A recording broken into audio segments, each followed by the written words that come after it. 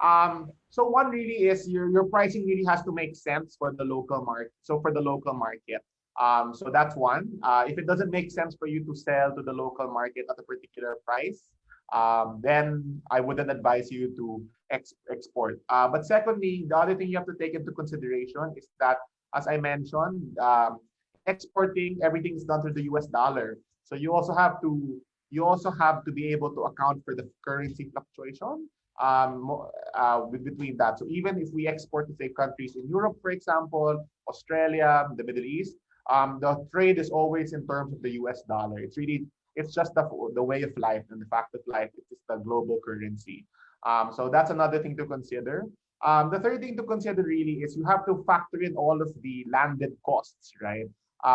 So if you are going to think of exporting, you also have to think of the fact that you are competing with other products in the particular market you're trying to enter. So typically, and I'm not saying this is the case, but from our experience, typically shipping can account from anywhere from 15 all the way up to 50, 60% of the actual cost of your product. I hesitate to give you an exact price, how much it will ship, because it really varies per product, the composition of the product. And there are even instances we've encountered where two products which are similar, they're both in a particular category, but because their composition is different, the tariffs are completely different, right? So you have to also factor that in terms of you are competing with other local with products that are produced in the country of your exporting.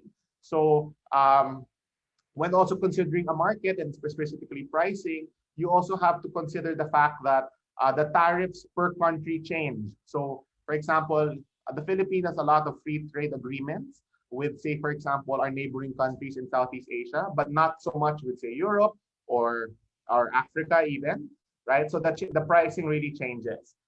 One key example we can give, for example, is that in Indonesia, between the Philippines and Indonesia, we have a free trade agreement in terms of banana products, right? So it's now zero, it's tariff free, right? Now, versus say, for example, if you export it to China or Taiwan, where it's not absolutely tariff free, there are a few tariffs here and there you have to pay for, which changes the price, the landed cost. So take this into account when selecting a market as well. So and lastly, if you are considering exporting or selling through e-commerce, you also have to take into account the logistics fees. So, for example, some of the e-commerce website charge, for example, for storage. The others charge for distribution rights and etc. So